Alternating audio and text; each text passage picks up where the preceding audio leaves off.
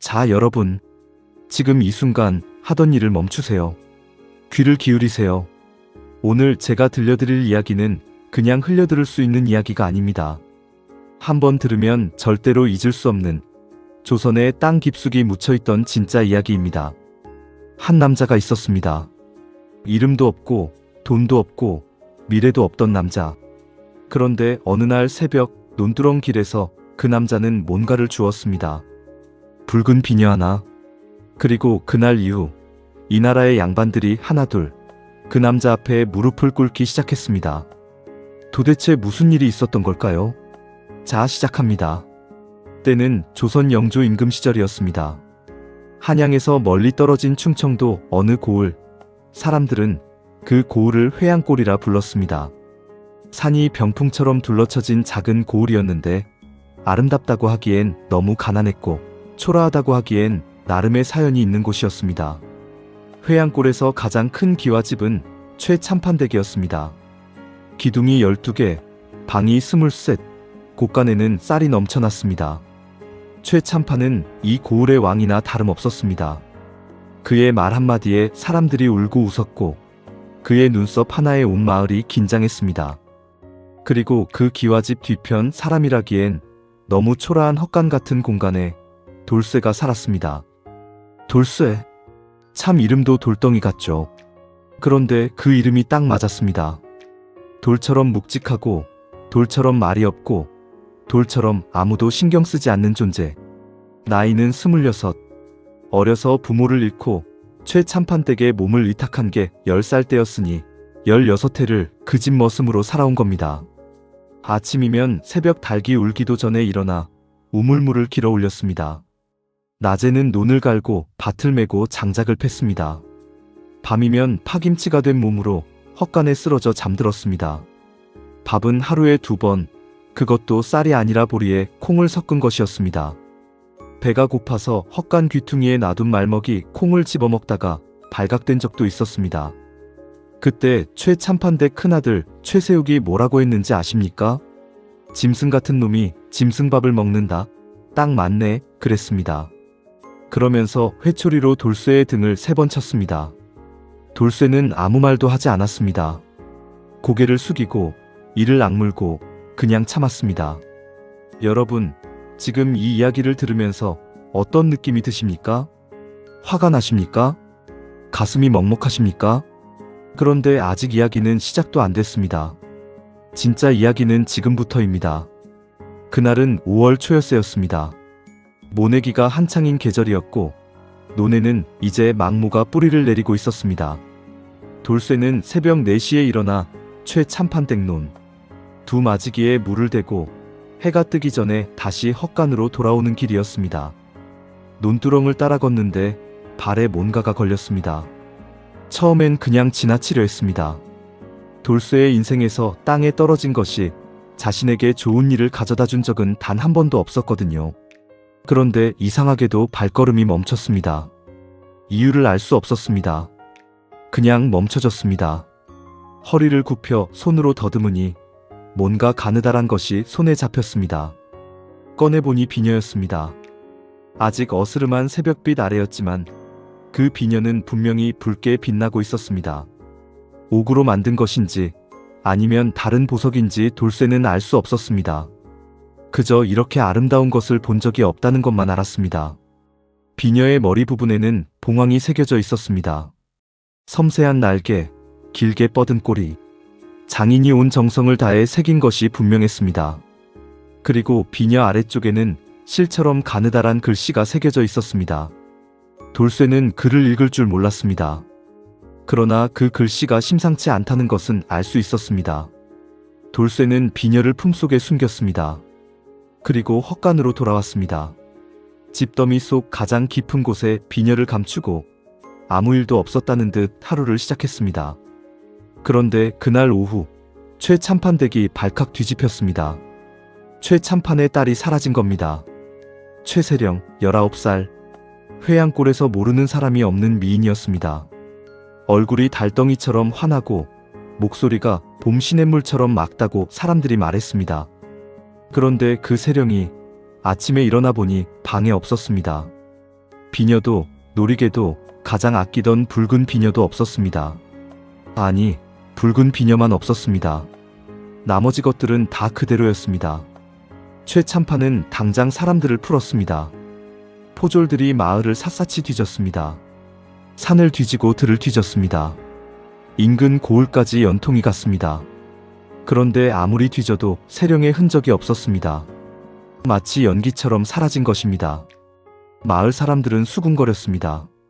야반도주다. 누군가와 도망쳤다. 아니다, 납치된 거다. 별별 말이 다 돌았습니다. 그리고 그 소문의 소용돌이 한가운데서 아무도 돌쇠를 주목하지 않았습니다. 돌쇠는 그날도 묵묵히 일을 했습니다. 장작을 패고 물을 길어 올리고 저녁이 되자 헛간으로 돌아왔습니다. 그리고 집더미에서 붉은 비녀를 꺼내 오래도록 바라보았습니다. 왜 그랬을까요? 돌쇠는 당장 그 비녀를 최참판에게 가져다 줄 수도 있었습니다. 그러면 칭찬을 받을 수도 있었고 어쩌면 상을 받을 수도 있었습니다. 하지만 돌쇠는 그러지 않았습니다. 무엇이 그를 멈추게 했을까요? 그건 이야기가 좀 더 진행되면 알 수 있을 겁니다. 지금은 한 가지만 기억하세요. 돌쇠는 그 비녀 속에서 뭔가를 봤습니다. 비녀 속에 새겨진 글씨의 의미는 몰랐지만 그 비녀가 단순한 장신구가 아니라는 것은 느꼈습니다. 사흘이 지났습니다. 최참판 댁은 아직도 난리였고 세령의 행방은 여전히 묘연했습니다. 그런데 나흘째 되던 날 밤 돌쇠의 헛간에 누군가가 들어왔습니다. 어두운 밤이었고 돌쇠는 이미 잠들어 있었습니다. 아니, 잠든 척하고 있었습니다. 워낙 오래 머슴 생활을 하다 보니 인기척에 눈을 감아도 깨어있는 법을 터득한 겁니다. 발소리가 조심스러웠습니다. 가늘고 작은 발소리였습니다. 남자가 아니었습니다. 그 발소리는 집더미 앞에서 멈췄습니다. 그리고 숨죽인 목소리가 들렸습니다. 비녀 가져간 사람 여기 있지요. 돌쇠는 눈을 떴습니다. 어둠 속에 흰 저고리를 입은 여인이 서 있었습니다. 얼굴은 보이지 않았지만 목소리로 알 수 있었습니다. 최세령이었습니다. 돌쇠는 벌떡 일어났습니다. 그리고 본능적으로 뒤로 물러났습니다. 도련님 아가씨가 이 헛간에 오신다는 건 그가 살아온 세계에서는 상상도 할 수 없는 일이었습니다. 세령이 말했습니다. 무서워하지 마세요. 저는 당신에게 해를 끼치러 온 게 아니에요. 그리고 이어서 말했습니다. 그 비녀를 제게 돌려주시면 당신에게 큰 보답을 할게요. 돌쇠는 한동안 아무 말도 하지 못했습니다. 머릿속이 빠르게 돌아갔습니다. 지금 이 상황을 어떻게 해석해야 하는가? 이 아가씨는 왜 사흘 동안 사라졌다가 지금 내 헛간에 나타난 것인가? 그리고 나는 어떻게 해야 하는가? 돌쇠는 천천히 집더미 속으로 손을 넣었습니다. 그리고 비녀를 꺼냈습니다. 붉은 빛이 어둠 속에서도 은은하게 빛났습니다. 세령은 숨을 들이켰습니다. 그런데 돌쇠는 비녀를 내밀지 않았습니다. 그냥 손에 쥐고 서 있었습니다. 그리고 평생 처음으로 양반집 아가씨에게 물음을 던졌습니다. 이 비녀에 새겨진 글씨가 무슨 뜻이요? 여러분, 지금 이 순간을 주목하십시오. 이 질문 하나가 이 이야기 전체를 바꾸는 첫 번째 전환점입니다. 머슴이 양반집 아가씨에게 물음을 던졌습니다. 조선시대에 이것이 얼마나 어마어마한 일인지 느껴지십니까? 신분제가 하늘과 땅처럼 갈라진 그 세상에서 집 더미 속에서 자는 머슴이 비단 저고리를 입은 양반 아가씨에게 질문을 한 겁니다. 그것도 대답을 내놓기 전엔 비녀를 돌려주지 않겠다는 태도로. 세령은 잠시 굳어 있었습니다. 그 어떤 남자도, 그 어떤 존재도 이 아가씨에게 이런 식으로 말을 건 적이 없었습니다. 하지만 세령은 화를 내지 않았습니다. 오히려 그 눈에서 뭔가 번쩍이는 빛이 났습니다. 세령이 천천히 말했습니다. 이 글씨는요, 왕실 문양이에요. 돌쇠는 그 말의 의미를 단번에 알아들었습니다. 왕실, 임금님이 계신 곳, 한양 경복궁. 이 비녀가 왕실 물건이라는 뜻이었습니다. 그렇다면 이 비녀가 어떻게 회양골 논두렁에 떨어져 있었던 것인가? 돌쇠의 눈이 좁아졌습니다. 세령은 계속 말했습니다. 이 비녀는 제 것이 아니에요. 정확히는 제 어머니 것도 아니고요. 이 비녀는 7년 전 이 고을을 지나던 어떤 분이 잃어버린 것을 저희 아버지께서 주우신 거예요. 그런데 그분이 누구인지 알면 당신은 아마 너무 놀라서 그 자리에 쓰러질 거예요. 돌쇠는 쓰러지지 않겠노라고 생각했습니다. 그는 이미 평생 충분히 쓰러졌습니다. 그 이상은 쓰러질 힘도 없었습니다. 말씀하시오. 그렇게 말했습니다. 세령이 목소리를 한층 낮췄습니다. 이 비녀의 주인은 지금은 세상을 떠나셨지만 선왕의 후궁 중 한 분이에요. 그분이 당신의 진짜 어머니일지도 몰라요. 침묵이 흘렀습니다. 헛간 밖에서는 귀뚜라미 소리만 들렸습니다. 돌쇠는 아무 말도 할 수 없었습니다. 어머니. 그 단어는 그에게 너무 오랫동안 존재하지 않았습니다. 10살에 이 집에 끌려오기 전 어렴풋이 기억하는 것은 따뜻한 손 하나였습니다. 늘 자신의 머리를 쓰다듬어 주던 손. 그 손이 어느 날 갑자기 사라졌습니다. 사람들이 말했습니다. 네 어미가 죽었다. 이제 내 갈 곳이 없다. 그러니 이 집에서 일을 해라. 돌쇠는 그때부터 어머니를 생각하지 않으려 했습니다. 생각해도 달라지는 것이 없었으니까요. 그런데 지금 이 아가씨가 뭐라고 했습니까? 세령은 말을 이었습니다. 저희 아버지가 그 비녀를 주우셨을 때 그 자리에 쓰러진 여인이 있었대요. 죽어가는 여인이었는데 눈을 뜨고 아버지께 한마디를 남겼대요. 제 아이를 부탁합니다 라고요. 그 아이가 10살 남짓된 사내아이였다고 해요. 그런데 아버지는 아이를 돌보기는커녕 그냥 머슴으로 부리셨죠. 그리고 그 비녀는 곳간 깊숙이 감추셨어요. 이유를 이제 알겠어요. 왕실 물건을 신고하지 않고 감추면 역모죄가 될 수도 있으니까요. 하지만 더 큰 이유는 그 비녀가 어떤 증거가 될 수 있다는 걸 아버지가 아셨기 때문이에요. 돌쇠의 가슴이 쿵쿵거렸습니다. 증거. 무엇의 증거인가? 세령이 말했습니다. 당신 어머니는 선왕의 후궁이었어요. 그리고 당신은 그 후궁의 아들이에요. 왕실의 피를 이은 사람이에요. 그 순간 돌쇠의 머릿속에서 뭔가가 무너지는 소리가 났습니다. 아니, 무너진 게 아니었습니다. 쌓이기 시작하는 소리였습니다. 여러분, 여기서 잠깐 생각해 보겠습니다. 왕실의 피를 이었다. 이것이 곧 돌쇠가 왕자라는 뜻일까요? 아닙니다. 후궁의 아들은 왕자가 맞습니다만 그 왕자가 왕위를 잇기 위해서는 엄청난 조건들이 필요했습니다. 조선의 역사를 보면 후궁의 아들들 중에 왕이 된 사람도 있지만 대부분은 그냥 왕족으로 살다 죽었습니다. 어떤 사람들은 그 왕족이라는 신분 때문에 오히려 더 많은 위험에 처하기도 했습니다. 권력 다툼에서 제거 대상이 되기도 했으니까요.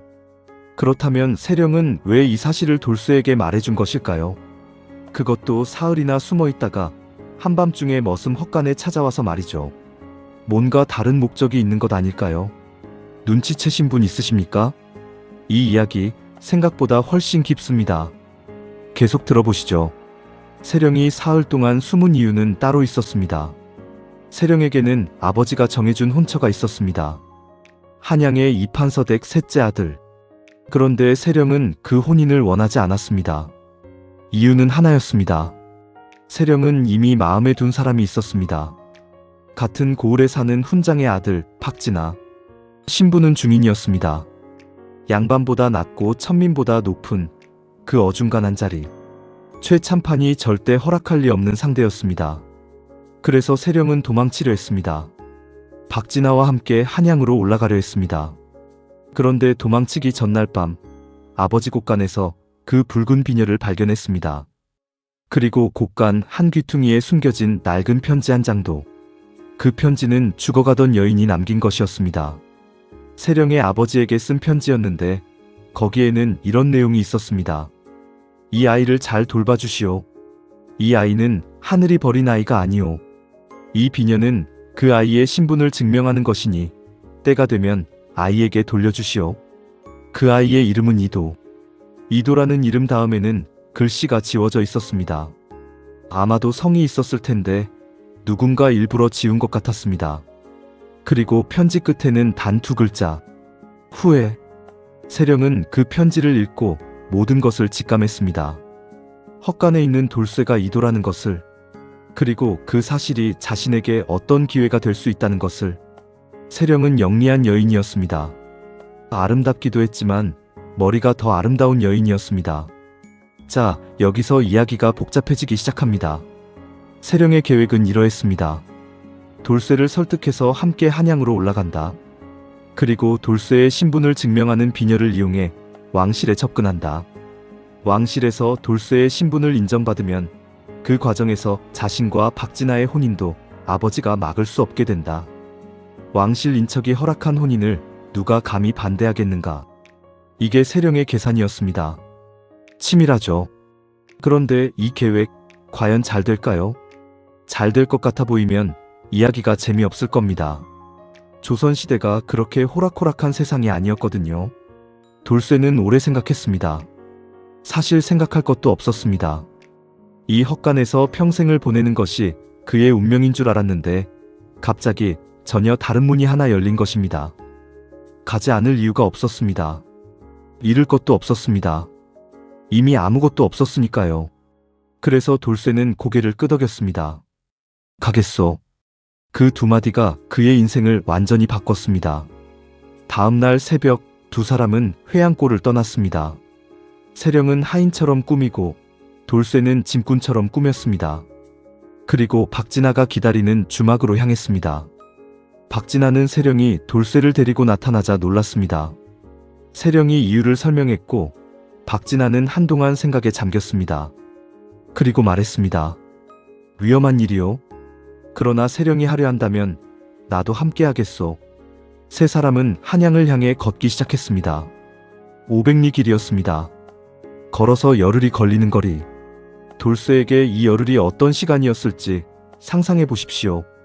16해를 기와집 담장 안에서만 살다가 처음 바깥 세상을 보는 것입니다. 산이 저렇게 크다는 것도, 강이 저렇게 넓다는 것도, 하늘이 저렇게 높다는 것도 처음 알았습니다. 세령과 박진아가 밥을 먹을 때 돌쇠는 옆에서 국물만 받아 먹었습니다. 습관이었습니다. 세령이 그를 불렀습니다. 당신도 같이 앉아서 드세요. 돌쇠는 어색해서 주춤했습니다. 세령이 다시 말했습니다. 이제 머슴이 아니에요. 그러니 그렇게 행동하지 마세요. 돌쇠는 천천히 앉았습니다. 밥 한 숟가락을 입에 넣으면서 이상한 느낌을 받았습니다. 밥맛이 다르게 느껴졌습니다. 앉는 자리가 달라지니 밥맛도 달라지는 것인가? 세상이란 게 그런 것인가? 열흘이 지나 한양에 도착했습니다. 돌쇠는 입을 딱 벌렸습니다. 이렇게 많은 사람이 한 곳에 있을 수 있다는 것을, 이렇게 크고 화려한 건물들이 존재할 수 있다는 것을 상상해 본 적이 없었습니다. 광화문이 저 멀리 보였습니다. 경복궁이었습니다. 임금님이 계신 곳. 그 순간 돌쇠는 품속의 비녀를 꽉 쥐었습니다. 두렵기도 했고 묘하게 설레기도 했습니다. 세령과 박진아는 먼저 박진아의 한양 지인을 찾아갔습니다. 박진아의 아버지는 훈장이었지만 그 조부는 한양에서 나름 이름을 날리던 서자 출신 의원이었고 그 의원의 제자 중 한 명이 아직 한양에서 살고 있었습니다. 유 의원이라 불리는 노인이었는데 귀가 어둡고 눈이 침침했지만 머리는 맑았습니다. 세 사람의 이야기를 들은 유 의원은 한동안 눈을 감고 있었습니다. 그러다 눈을 뜨며 말했습니다. 비녀를 보여보게. 돌쇠가 비녀를 내밀었습니다. 유 의원은 비녀를 받아들고 오래도록 들여다봤습니다. 새겨진 글씨를 읽고 봉황 문양을 살피고 비녀의 재질을 확인했습니다. 그리고 한숨을 쉬었습니다. 살면서 이런 물건을 다시 보게 될 줄은 몰랐네. 이건 내인 비녀야. 그것도 아무나 쓸 수 있는 내인 비녀가 아니라 특별히 임금이 하사한 것이야. 새겨진 글씨는 정확히 숙빈 이씨의 표식이야. 숙빈 이씨. 그 이름에 세 사람이 굳어버렸습니다. 박진아가 말했습니다. 그분은 이미 돌아가셨지 않습니까? 유 의원이 고개를 끄덕였습니다. 그렇지. 이미 오래전에 돌아가셨어. 그런데 하고 유 의원이 돌쇠를 바라보았습니다. 자네가 정말 그분의 아들이라면 자네는 단순한 왕족이 아니야. 그분에게 아들이 있다는 기록 자체가 어떤 사람들에게는 엄청난 위협이 돼. 알겠나? 여러분, 조선의 왕실 정치가 얼마나 복잡한지 아십니까? 임금의 자녀들은 왕위를 둘러싼 정치 싸움의 한가운데 놓였습니다. 특히 후궁소생의 아들들은 어떤 파벌에게는 희망이 되고 어떤 파벌에게는 제거해야 할 위협이 되었습니다. 숙빈 이씨의 아들이 살아있다는 사실이 알려지면 그 아들은 두 가지 운명 중 하나를 맞이하게 될 것입니다. 강력한 힘을 가진 누군가의 보호를 받아 귀한 신분을 인정받거나 아니면 그 사실이 드러나기도 전에 조용히 사라지거나 어느 쪽이 될지 그건 아무도 알 수 없었습니다. 유 의원은 계속 말했습니다. 이 비녀를 가지고 무작정 궁궐로 들어가는 건 자살행위야. 먼저 이 비녀의 진위를 확인해 줄 수 있는 사람, 그리고 자네를 보호해 줄 수 있는 사람을 찾아야 해. 내가 아는 사람이 하나 있는데 지금 궁에서 나와 있는 상궁이야. 홍상궁이라고 숙빈 마마를 직접 모셨던 분이야. 그분을 만나면 뭔가 알 수 있을 거야. 다음 날 세 사람은 유 의원의 안내로 홍상궁을 찾아갔습니다. 홍상궁은 경복궁 동쪽 동네에 있는 작은 집에 살고 있었습니다. 이미 70이 넘은 나이였는데 허리는 굽었지만 눈빛은 형형했습니다. 세 사람이 들어오자 홍상궁은 의자에서 일어나지도 않고 물었습니다. 무슨 일로 왔소? 세령이 사정을 설명했습니다. 홍상궁은 듣는 내내 표정이 없었습니다. 설명이 끝나자 말했습니다. 비녀를 보여보시오. 돌쇠가 비녀를 내밀었습니다. 홍상궁의 손이 비녀를 받자마자 그 손이 떨리기 시작했습니다. 아주 조금씩 하지만 분명히 떨렸습니다. 홍상궁의 눈에 뭔가가 고였습니다. 눈물인지 아닌지는 알 수 없었습니다. 한참 후에 홍상궁이 말했습니다. 마마께서 이 비녀를 잃어버리신 날이 마마께서 숨을 거두신 날이에요. 그날 마마께서는 아들을 찾다가 돌아가셨어요. 아들을 찾다가. 돌쇠는 그 말을 들으면서 가슴 한켠에서 뭔가가 무너지는 소리를 들었습니다. 어머니가 자신을 찾다가 죽었다는 것입니다. 그렇다면 어머니는 자신을 버린 게 아니었습니다. 어머니는 자신을 찾고 있었습니다. 10살의 돌쇠가 이 집 저 집을 전전하며 어머니를 원망했던 그 시간에 어머니는 아들을 찾아 헤매고 있었습니다. 그리고 찾지 못한 채 숨을 거뒀습니다. 홍상궁이 말했습니다. 당신이 맞아요. 틀림없어요. 마마께서 항상 말씀하셨어요. 내 아들은 이 어미를 꼭 닮았다고. 인중이 길고 왼쪽 귀 아래에 작은 점이 있다고. 돌쇠, 혹시 왼쪽 귀 아래에 점이 있어? 돌쇠는 왼손으로 왼쪽 귀 아래를 만졌습니다. 거기 작은 점이 있었습니다. 평생 신경 쓴 적도 없었던 그 작은 점이 이 순간 그의 어머니와 그를 연결하는 단 하나의 증거가 되었습니다. 이후 닷새가 돌쇠의 인생에서 가장 격렬한 닷새였습니다. 홍상궁은 궁 안의 인맥을 총동원했습니다. 숙빈 이씨를 기억하는 내인들, 그 시절 궁에 있었던 의관들, 문서를 관리하는 서리들, 하나하나 연락이 닿기 시작했습니다. 그리고 조금씩 퍼즐이 맞춰지기 시작했습니다. 숙빈 이씨는 확실히 아들이 있었습니다. 그리고 그 아들은 어떤 정치적 이유로 궁 밖으로 내보내졌습니다. 그 뒤에 어떻게 됐는지는 기록에 없었습니다. 의도적으로 지워진 것이었습니다. 비녀는 확실히 숙빈 이씨의 것이었습니다.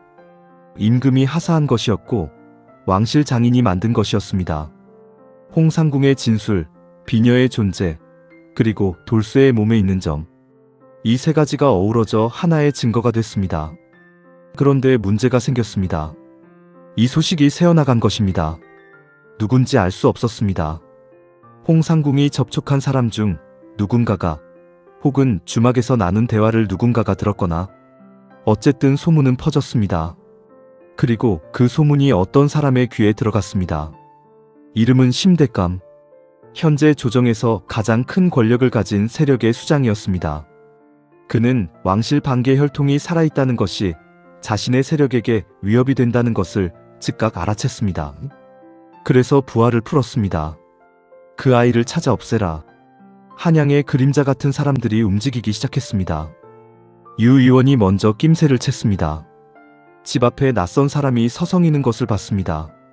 주막 주인이 귀띔했습니다. 포졸이 아닌 사람들이 묻고 다닌다고. 유 의원은 즉각 세 사람을 집에서 내보냈습니다. 다른 곳으로 피해야 했습니다. 홍상궁이 알아봤던 여인의 집으로 옮겼습니다. 그 여인은 한때 궁에서 침선을 담당하던 솜씨 좋은 여인으로 지금은 한양서촌에서 바느질을 가르치며 살고 있었습니다. 이름은 월이. 나이는 50 중반이었지만 눈치가 빠르고 사람을 헤아리는 능력이 탁월했습니다. 월이는 세 사람을 안방으로 들이고 문을 걸어 잠갔습니다. 그리고 말했습니다. 이런 일은 정면 돌파 아니면 방법이 없어요. 숨어봤자 한양에서는 숨을 데가 없어요. 정면 돌파라는 게 무엇이냐? 임금께 직접 격쟁을 올리는 것이었습니다. 격쟁이란 백성이 억울한 사정을 임금에게 직접 호소하는 제도였습니다. 물론 쉬운 일이 아니었습니다. 격쟁이 받아들여지려면 증거가 확실해야 하고 내용이 국가적으로 중요해야 했습니다. 하지만 월이는 자신이 있었습니다. 자신이 궁에서 일할 때 만들었던 옷가지들 중에 숙빈 이씨가 입었던 것이 아직 몇 벌 있다고 했습니다. 그리고 그 옷에는 이름이 수놓아져 있었습니다. 아기씨의 이름이. 이도라는 두 글자가 한 사람의 신분을 증명하는 증거가 세 가지로 늘어났습니다. 비녀, 홍상궁의 증언, 그리고 이름이 수놓인 옷까지. 그날 밤 돌쇠는 잠을 이루지 못했습니다. 눈을 감으면 어머니의 얼굴을 그려보려 했습니다. 하지만 어머니의 얼굴은 기억나지 않았습니다. 그저 따뜻한 손의 감촉만 남아 있었습니다. 그 손이 언젠가 자신의 머리를 쓰다듬어 줬을 것이라 상상했습니다. 그리고 그 손의 주인이 죽는 순간까지 자신을 찾고 있었다는 사실을 생각했습니다. 가슴이 아렸습니다. 그런데 동시에 뭔가가 꽉 차오르는 느낌도 있었습니다. 분노인지 결기인지 아니면 둘 다인지 알 수 없었지만 돌쇠는 주먹을 쥐었습니다. 그리고 속으로 말했습니다. 어머니, 내가 증명하겠습니다. 이 아들이 여기 살아있다는 것을. 옆에서 박진아가 조용히 말했습니다. 자고 있지 않죠? 돌쇠가 답했습니다. 잠이 안 옵니다. 박진아가 잠시 침묵하다가 말했습니다. 나도 사실 무섭습니다. 그런데 있잖아요. 무섭다고 도망가면 평생 무서운 채로 살아야 하더라고요. 한번 맞닥뜨리고 나면 그 다음은 좀 달라지더군요. 박진아는 의외로 그런 말을 할 줄 아는 사람이었습니다. 돌쇠는 짧게 웃었습니다.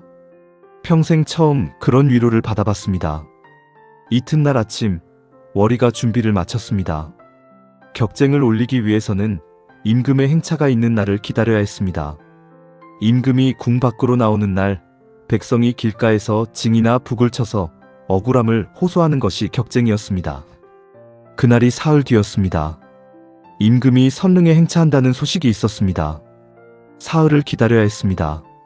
그 사흘이 세 사람에게는 가장 긴 사흘이었습니다. 심대감의 부하들이 점점 가까이 오고 있었습니다. 월이의 집 근처에서도 수상한 사람들이 보였습니다. 월이는 침착했습니다. 이래서 침이 없다. 공연히 왔다 갔다 하지 말고 가만히 있어요. 그리고 방문을 나서지 않았습니다. 돌쇠도 방에서 꼼짝을 안 했습니다. 세령은 가끔 창호지 문에 작은 구멍을 내어 밖을 내다봤습니다. 박진아는 계속 책을 읽었습니다. 두 사람이 새삼스럽게 보였습니다. 이렇게 다른데 어떻게 연이 닿았을까? 이틀이 지났습니다. 드디어 행차 전날 밤이 됐습니다. 그런데 한밤중에 다다다닥 하는 발소리와 함께 문이 쾅 열렸습니다. 월이의 집 마당으로 남자 셋이 들이닥쳤습니다. 얼굴을 가린 복면 차림이었습니다. 이쪽 안에 있다 했는데 나와라. 월이가 마당으로 나오며 소리쳤습니다. 이게 무슨 짓이오? 야밤에 남의 집에 들어오다니. 그 소리에 이웃집들도 불이 켜졌습니다. 복면 사내들이 당황했습니다. 사람들이 모이기 시작하면 귀찮아집니다. 사내들은 방 안을 뒤질 여유가 없었습니다. 잠깐 머뭇거리다 달아났습니다. 방 안에서 세 사람은 숨을 죽이고 있었습니다. 돌쇠는 밖에서 월이 혼자 소리를 치는 동안 자신이 나가야 하는 게 아닐까 생각했습니다. 그러나 세령이 팔을 잡고 말했습니다. 내일 격쟁에 나서야 하는 사람은 당신이에요. 다치면 안 돼요. 돌쇠는 멈췄습니다.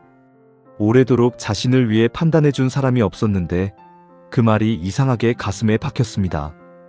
월이가 방으로 들어왔습니다. 한숨을 쉬면서 말했습니다. 내일 아침 일찍 나서야 해요. 저 사람들이 다시 올 거예요. 행차날 아침이 밝았습니다. 세 사람과 월이 그리고 홍상궁이 새벽부터 선릉 가는 길목으로 나갔습니다. 홍상궁은 격쟁의 쓸북을 품속에 감춰왔습니다. 길가에는 이미 임금의 행차를 보러 나온 백성들이 드문드문 있었습니다. 해가 떠오를 무렵 저 멀리서 어가 행렬이 보이기 시작했습니다. 화려한 기치와 깃발, 행렬을 이끄는 포졸들, 그리고 그 중앙의 가마. 돌쇠는 처음으로 임금이 지나가는 것을 보았습니다. 아니, 임금을 보기도 전에 그 장대함에 압도됐습니다. 이 나라의 임금이 지나가는 것이 이런 것이구나. 그리고 그 임금의 피가 어쩌면 자신에게도 흐른다는 생각이 스쳤습니다. 어지러웠습니다. 어가 행렬이 가까워졌습니다. 홍상궁이 돌쇠의 손에 북채를 쥐어줬습니다. 이제예요. 돌쇠는 북채를 들었습니다. 손이 떨렸습니다. 세령이 그의 옆에 섰습니다. 박진아도 섰습니다. 홍상궁도 섰습니다. 월이도 섰습니다. 5사람이 함께 서 있었습니다. 돌쇠는 손에 힘을 주었습니다. 그리고 북을 쳤습니다. 쿵, 쿵, 쿵. 행렬이 멈췄습니다. 포졸들이 달려왔습니다. 누구냐, 격쟁이냐? 돌쇠가 소리쳤습니다. 격쟁이요. 억울한 사정이 있어 상감께 고하려 하오. 포졸이 앞을 막았습니다. 무슨 일이냐? 말해보아라. 돌쇠는 준비한 말을 했습니다. 나는 고 숙빈 이씨의 아들이오. 내 신분을 증명할 물증이 있으며 이를 상감께 직접 고하고자 하오. 포졸이 굳어버렸습니다. 행렬이 완전히 멈췄습니다. 어가 주변이 술렁였습니다. 숙빈 이씨의 아들이라는 말이 퍼져나갔습니다. 상궁 하나가 가마에서 나오더니 돌아가서 다시 들어갔습니다. 잠시 후 가마의 발이 거쳤습니다. 그리고 넷이 하나가 나왔습니다. 물증을 가져오라는 분부가 계시다고 했습니다. 홍상궁이 앞으로 나왔습니다. 자신이 직접 물증을 가지고 가마로 다가갔습니다. 비녀와 이름이 수놓인 옷가지를. 가마 안이 한동안 조용했습니다. 행렬 전체가 숨을 죽인 것 같았습니다. 그리고 내시가 다시 나왔습니다. 그 사람을 데려오라고 했습니다. 돌쇠는 포졸들의 안내를 받아 가마 앞으로 갔습니다. 무릎을 꿇었습니다. 오래된 습관대로 고개를 깊이 숙였습니다. 가마 안에서 목소리가 들렸습니다. 고개를 들어라. 돌쇠는 고개를 들었습니다. 임금의 얼굴을 본 것은 그때가 처음이었습니다. 임금은 오래도록 돌쇠를 보았습니다. 그리고 말했습니다. 왼쪽 귀 아래를 보여라. 돌쇠가 귀 아래를 드러냈습니다. 임금의 눈이 그 점을 찾았습니다. 임금의 표정이 흔들렸습니다. 아주 미미하게 하지만 분명히. 그리고 임금이 말했습니다. 물러가지 마라. 궁으로 함께 가자. 여러분, 이 순간이 어떤 순간인지 아십니까? 헛간에서 자던 머슴이, 집더미에서 자던 사내가, 보리밥도 제대로 못 먹던 사람이 임금의 가마와 함께 궁궐로 들어가는 순간입니다. 조선 500년 역사에서도 드문 장면이었습니다. 그런데 이게 끝이 아닙니다. 이게 시작이었습니다. 궁에 들어온 돌쇠는 사흘 동안 엄청난 신문을 받았습니다. 조정의 신하들이 하나하나 따져 물었습니다. 네가 정말 숙빈 이씨의 아들이라는 증거가 무엇이냐? 그 비녀가 진짜라는 것은 어떻게 아느냐? 홍상궁의 말을 어떻게 믿느냐? 돌쇠는 그 모든 질문에 답했습니다. 떨지 않았습니다. 이미 16해 동안 매일 떨며 살았습니다. 더 이상 떨 것이 없었습니다. 오히려 신하들이 당황했습니다. 이 사람은 글도 모르고 예도 모르고 한 번도 좋은 것을 못 먹고 산 사람인데 말하는 것이 흔들림이 없다. 어떻게 이럴 수 있는가? 돌쇠가 흔들리지 않은 이유는 하나였습니다. 지금 자신이 하는 것이, 이 모든 것이 어머니를 위한 것이라는 것을 알았기 때문입니다. 어머니가 아들을 찾다 죽었습니다. 그 어머니에게 아들이 살아있다는 것을 알려주는 것, 그것이 지금 이 순간 돌쇠가 할 수 있는 유일한 것이었습니다. 두려움이 들어설 자리가 없었습니다.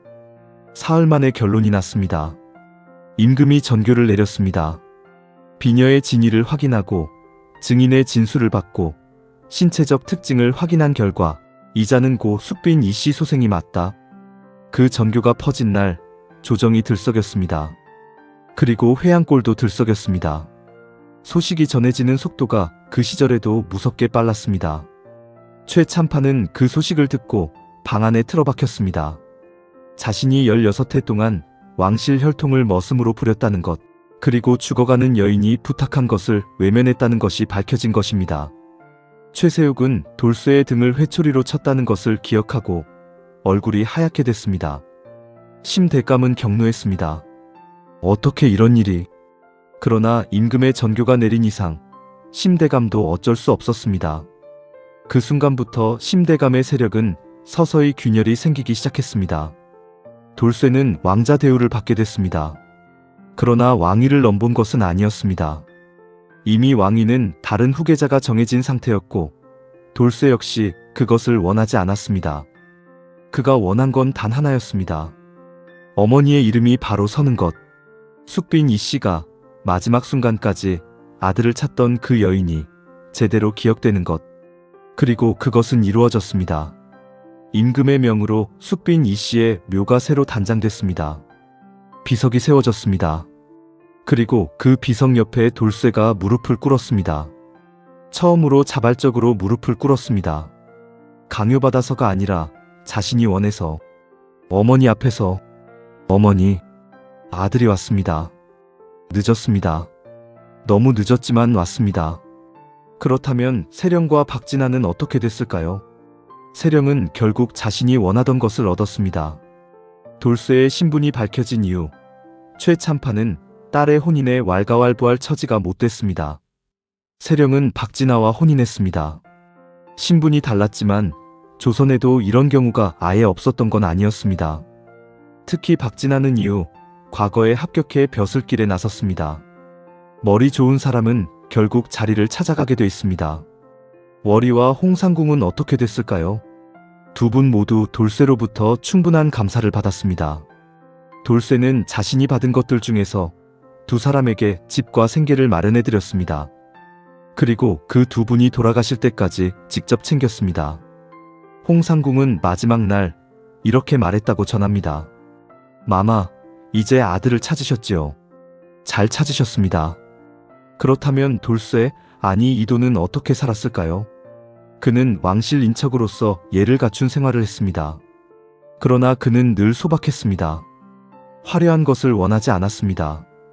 누군가 이유를 물으면 이렇게 답했다고 합니다. 나는 집더미 위에서도 잘 잤소. 그것이 부끄럽지 않소? 단지 억울했을 뿐이요. 억울한 것이 풀렸으니 이제 더 바랄 게 없소. 그는 또 한 가지 일을 했습니다. 조선 팔도에서 억울하게 머슴살이를 하는 아이들을 찾아내어 그들이 올바른 대우를 받을 수 있도록 목소리를 높였습니다. 왕실 인척이라는 신분을 그 일에 썼습니다. 모든 걸 바꿀 수는 없었습니다. 조선의 신분제는 거대했고 한 사람이 한 번에 무너뜨릴 수 있는 것이 아니었습니다. 그러나 그가 닿은 곳에서는 조금씩 바뀌었습니다. 조금씩? 여러분, 이 이야기를 들으면서 무엇이 느껴지십니까? 붉은 비녀 하나가 한 사람의 인생을 바꿨습니다. 그런데 생각해보면 비녀가 인생을 바꾼 게 아닙니다. 돌쇠가 그 비녀를 버리지 않은 것, 세령이 그 비녀를 포기하지 않은 것, 홍상궁이 기억을 품고 살아온 것, 월이가 용기를 낸 것, 박진아가 함께 걸어준 것, 그 모든 선택들이 모여서 인생이 바뀐 겁니다. 한 사람이 할 수 없는 일을 5사람이 함께 했습니다. 그리고 그 과정에서 5사람 모두 이전의 자신으로는 돌아갈 수 없게 됐습니다. 돌쇠는 더 이상 머슴이 아니었습니다. 세령은 더 이상 아버지의 결정에만 끌려다니는 딸이 아니었습니다. 박진아는 신분의 벽 앞에서 주저앉지 않는 남자가 됐습니다. 홍상궁은 오랫동안 혼자 품어온 비밀을 비로소 내려놓을 수 있었습니다. 월이는 자신이 아직도 중요한 일을 할 수 있다는 것을 알았습니다. 이게 인생입니다. 갑자기 커다란 무언가가 바뀌는 것이 아니라 작은 선택들이 쌓여서 방향이 바뀌는 것, 논두렁에서 비녀 하나를 버리지 않은 것, 그게 시작이었습니다. 그런데 여러분, 아직 끝나지 않았습니다. 이 이야기에는 한 가지가 더 있습니다. 최참판 이야기입니다. 최참판은 결국 어떻게 됐을까요? 왕실 혈통을 머슴으로 부렸다는 사실이 조정에 알려지자 처벌 이야기가 나왔습니다. 죄목이 여럿이었습니다. 왕실 물건을 신고하지 않고 숨긴 죄, 왕실 혈통을 착취한 죄.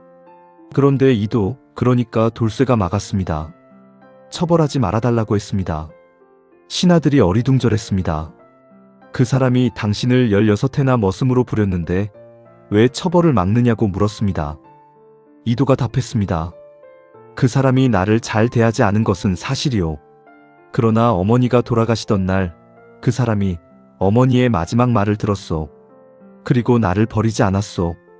길가에 내팽개칠 수도 있었는데 그러지 않았소. 비뚤어진 방식이었지만 그래도 살게는 해줬소. 내가 오늘 여기 있는 것은 그 덕도 있소. 그러니 처벌은 하지 마시오. 다만 반성하게는 해주시오. 이 말을 들은 신하들이 조용해졌습니다. 어떤 신하는 고개를 숙였습니다.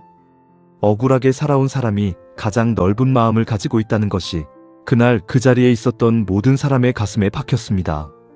최참판은 처벌받지 않았습니다. 그러나 그 대신 회양골에 돌아가서 무릎을 꿇었습니다. 자신이 부렸던 사람들 앞에서 자신이 주운 비녀를 돌려주지 않고 숨겼던 것, 그리고 그 비녀의 주인인 어린아이를 제대로 돌봐주지 않은 것, 그것을 인정했습니다. 무릎을 꿇는 것은 최참판에게 하늘이 무너지는 일이었습니다. 그러나 했습니다. 그리고 그날 이후 최참판은 많이 달라졌다고 사람들이 말했습니다. 사람은 변할 수 있습니다. 어떤 때는 엄청난 일을 겪어야 변하기도 합니다만 그래도 변할 수 있습니다. 자, 이제 이야기의 마지막에 이르렀습니다. 이도는 오래 살았습니다. 70이 넘도록 살면서 조선 팔도를 두루 다녔습니다. 가는 곳마다 사람들을 만났습니다. 높은 사람도 만나고 낮은 사람도 만났습니다. 그런데 이도는 늘 낮은 사람들 곁에 더 오래 앉아 있었다고 합니다. 이유를 물으면 이렇게 답했습니다. 내가 거기서 왔으니 거기가 편하오. 이도가 세상을 떠나던 날 회양골 사람들이 그의 묘 앞에 모였습니다. 양반도 오고 상민도 오고 머슴들도 왔습니다.